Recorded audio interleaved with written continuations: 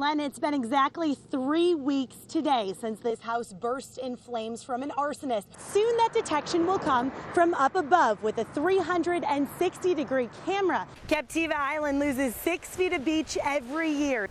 Volunteers put on their high visibility vests and get to work.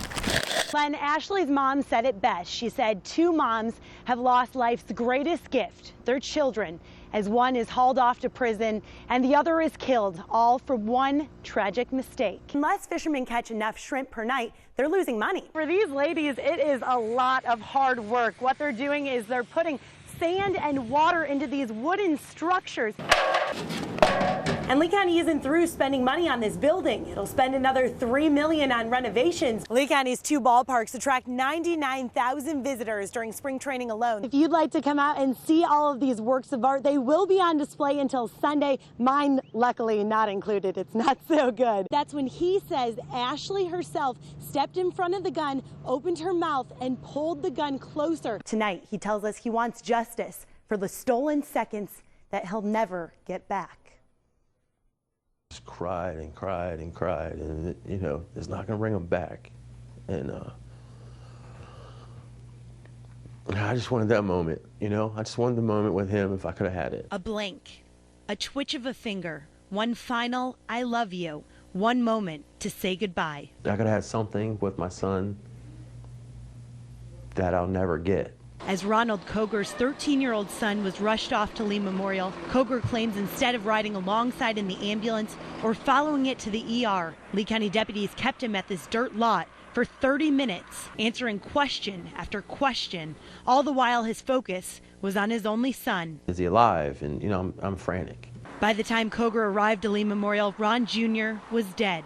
The Lee County Sheriff's Office tells us it stands behind the deputies' actions in keeping Coger at the scene, saying Coger was emotionally charged and the deputies have to use their discretion to do what they deem necessary. We brought Coger's story to civil attorney Marcus Viles. Viles says since Coger wasn't a witness or suspect in the accident, deputies should not have detained him. You know, it does appear that there may have been really a gross breach of that arrest power, because there just doesn't seem to be any compelling reason to keep that father there. At the moment, his son needed him most. You can't put into words how important that moment is. Before he's gone, before his soul's left his body, before something,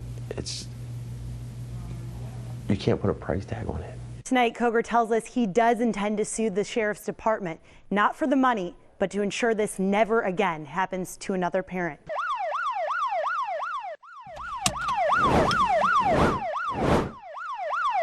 The reason I'm pulling you over is you're not wearing your seatbelt. Driver no belt, Cadillac. It's one after another after another. As part of a statewide sting, Cape Coral Police are in enforcement mode. Tonight they're targeting the roundabout on Vizcaya and Southeast 24th Avenue. Here you look right through their side door. Looking for drivers and passengers not buckled You have up. a blue Ford, driver no belt. If I see the buckle hanging, I call it. If I have any doubt whatsoever, then I don't call it. Here's how it works. These 2 plainly dressed officers are looking for violators. Okay, you got a gold caravan passenger, no seatbelt. They then radio up to officers at checkpoints who have 2 choices. Write a $109 ticket. No citation for you.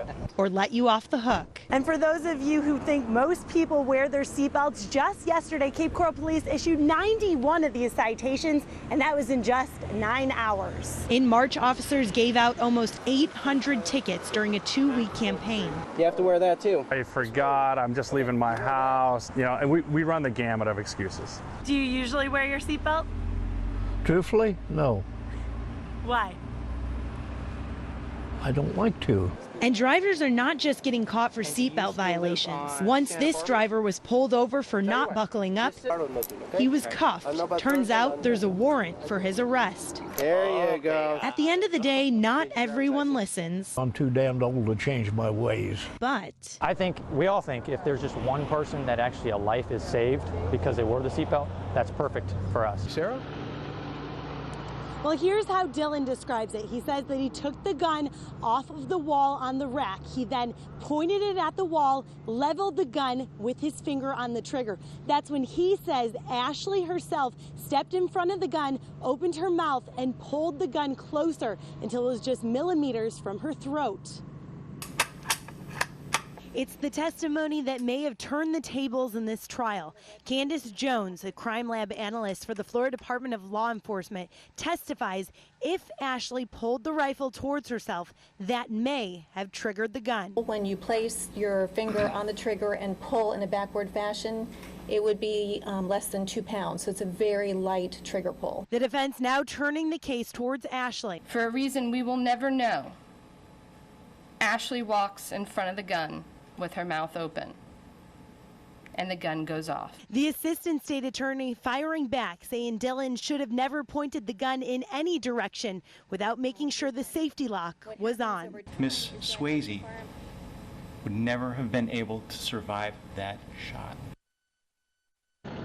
Now, court just let out for the evening and will resume tomorrow. But before it let out, we did hear from the lead investigator on this case. She addressed one of the other issues that came up today, which was why Dylan was actually arrested before the crime scene was cleared. But she told us that Dylan admitted that he owned the firearm and that he was the one who was holding it when this happened. We're live at the Lee County Justice Center. Sarah Hollenbeck, NBC2. We've shown you manatee releases before, but the one this afternoon in Lee County stands out from all the rest. NBC2's Sarah Hollenbeck introduces you to a 12-year-old named Joey. His kayak, cell phone, and quick wits saved this sea cow's life. Joey LaMountain is the kind of kid that would make anyone want to bear children. This Cape Coral middle schooler is an avid kayaker with a heart of gold and a resume that already bears a distinguished title, rescuer.